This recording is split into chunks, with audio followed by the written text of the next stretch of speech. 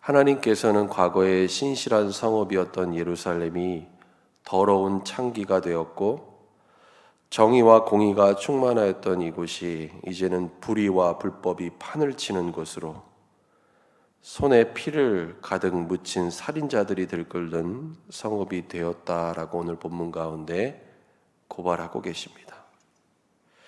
여러분, 본래 예루살렘 곧 시온은 하나님께서 다윗 왕조를 통해서 복을 주시고 하나님이 언약을 맺으신 곳, 그리고 하나님께서 이곳에 거하시며 하나님의 백성들을 구원하신 곳이었습니다. 그러나 오늘 이사야 1장의 말씀을 보면 이와 같았던 성읍은 지난 과거의 모습뿐이었습니다. 현재는 완전히 다른 곳이 되어버리고 말았다라는 것이죠. 오늘 본문에 나타나고 있는 실상은 어떠한 모습이었습니까? 22절 말씀 보시기 바랍니다. 내 은은 찌꺼기가 되었고 내 포도주에는 물이 섞였도다. 불순물이 절대로 섞여서는 안 되는 은이 부패한 찌꺼기처럼 되어버렸고, 부당한 이윤을 얻으려고 하는 자들이 포도주에 물을 섞듯이 거짓과 눈속임을 서슴지 않았다라는 것입니다.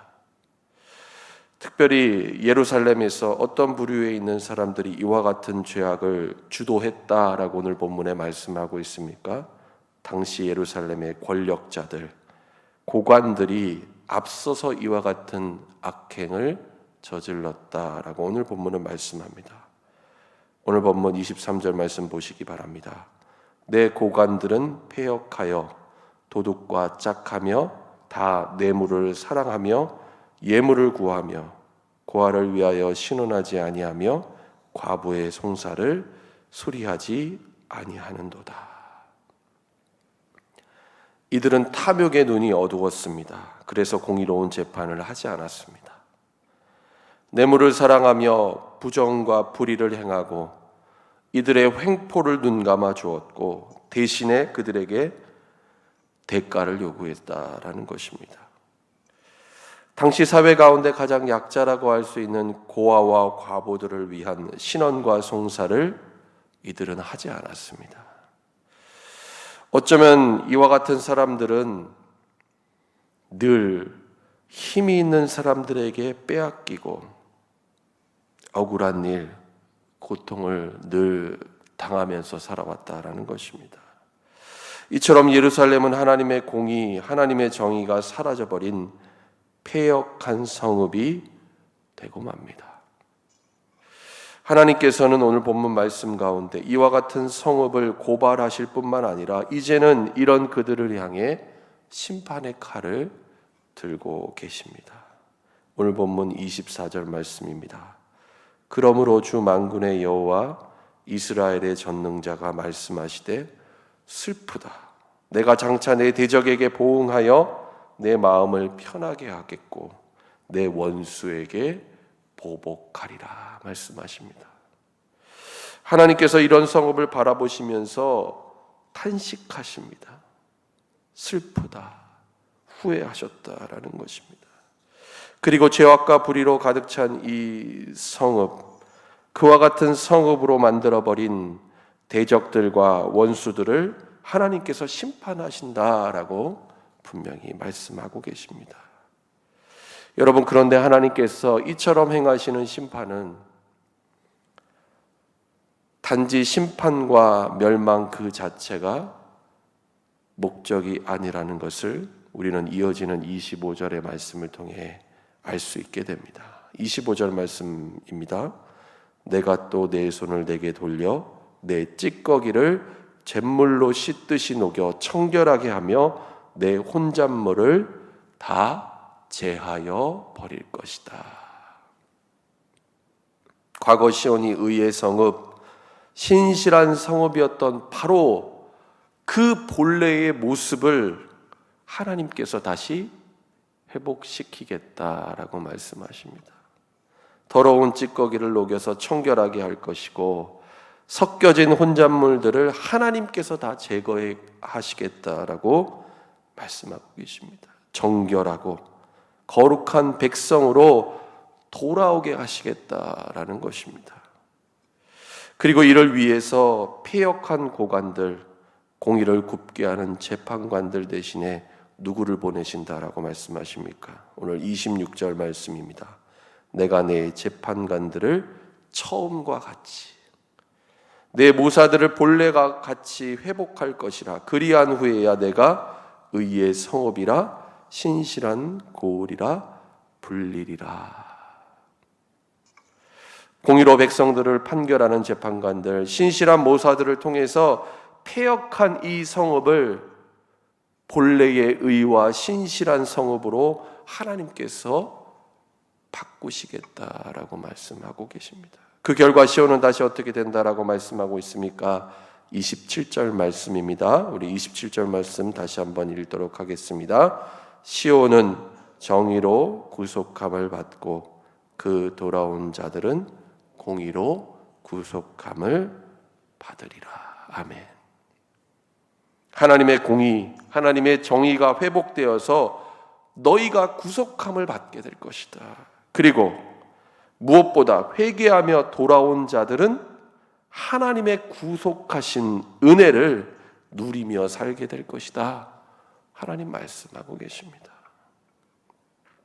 그러나 반대로 하나님을 배반하고 패역한 일들을 행했던 사람들, 여전히 회개하지 않고 죄와 악행을 일삼는 자들은 어떻게 된다라고 오늘 말씀하고 있습니까? 28절 말씀입니다. 그러나 패역한 자와 죄인은 함께 패망하고 여호와를 버린 자도 멸망할 것이라. 하나님께서 장차 회복하실 신실하고 거룩한 성읍에 이들이 더 이상 발을 붙이지 못하고 다 패망하게 될 것임을 분명히 말씀합니다. 뿐만 아니라 29절로 30절에 다음과 같은 말씀을 하십니다. 너희가 기뻐하던 상수리 나무로 말미암아 너희가 부끄러움을 당할 것이요 너희가 택한 동산으로 말미암아 수치를 당할 것이며 너희는 잎사귀 마른 상수리 나무 같을 것이요 물 없는 동산 같으리라. 여러분, 이들이 기뻐하던 상수리 나무는 무엇을 의미하는 것일까요? 당시에 보통 상수리 나무는 다른 나무들보다 훨씬 큰 나무였습니다.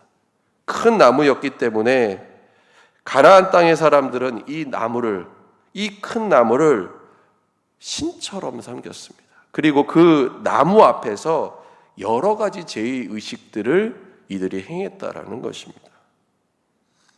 그리고 이들은 그 나무가 자신들에게 풍요와 번영을 가져다 줄 것이라고 믿었습니다. 그런데 하나님께서는 이 나무가 어떻게 될 것이다 말씀하십니까? 잎사귀 마른 상수리 나무와 같이 되게 할 것이다. 뿐만 아니라 하나님이 명령하신 땅이 아니라 그들 눈에 보기 좋아서 택한 그 동산이 물 없는 동산이 되게 하시겠다라고 말씀하십니다. 그래서 하나님이 아닌 이와 같은 우상들을 섬겼던 이들이 하나님 앞에서 결국에는 부끄러움과 수치를 당하게 하실 것이다. 하나님 말씀하십니다. 더욱이 오늘 본문 마지막 31절에는 하나님께서 이 정도까지 이들에게 진노와 심판을 내리시겠다라고 말씀을 하십니다. 31절 말씀입니다. 강한 자는 삼오라기 같고 그의 행위는 불티 같아서 함께 탈 것이나 끌 사람이 없으리라. 아무리 강한 자라도, 아무리 능력과 권세를 가진 자라도 삼오라기처럼 될 것이다. 삼오라기, 저도 너무나도 생소한 단어였습니다. 찾아보니까 삼오라기는 삼배, 그 옷감을 짜고 난 찌꺼기라고 합니다.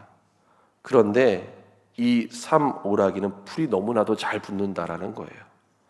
그래서 사람들이 주로 불을 붙이는데 이것을 도구로 사용을 했는데 오늘 본문에 하나님께서 이것을 비유적으로 말씀하시는 것은 이들을 활활 타오르는 불에 태워버리신다라는 하나님의 진노의 말씀입니다. 이들의 행위는 불티가 되어서 함께 타게 될 것이다. 그리고 그 누구도 하나님의 이와 같은 철저한 심판과 타오르는 진노를 간섭하거나 끄지 못할 것이다. 하나님 말씀하십니다.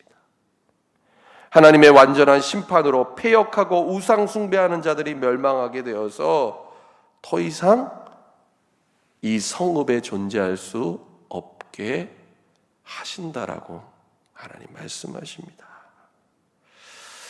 여러분, 오늘 우리는 이와 같은 시온의 신실한 성읍이었던 과거, 그리고 오늘 패역하고 더러운 창기와 같이 하나님 앞에서 죄악과 불순종을 해가고 있는 이 시온의 현재, 그리고 장차 하나님께서 회복하실 이 시온의 미래의 그 모습들을 바라보면서 여러분 어떤 생각이 드십니까?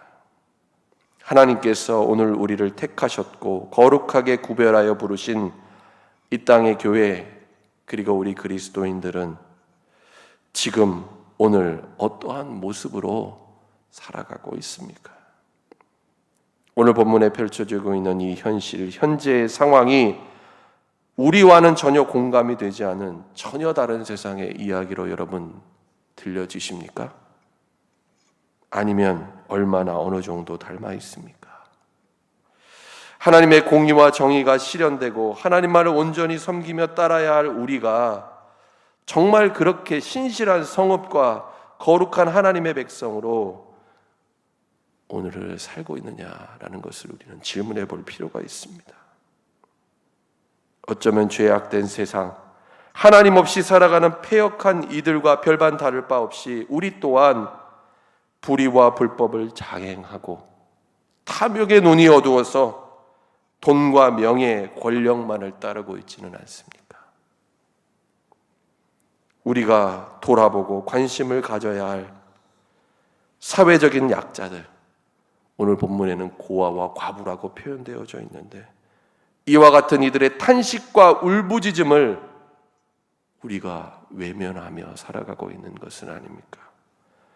진정 그러하다면 오늘 하나님께서 저와 여러분에게 주시는 이 말씀 앞에 하나님의 뜻을 깨닫고 돌이킬 수 있기를 바랍니다.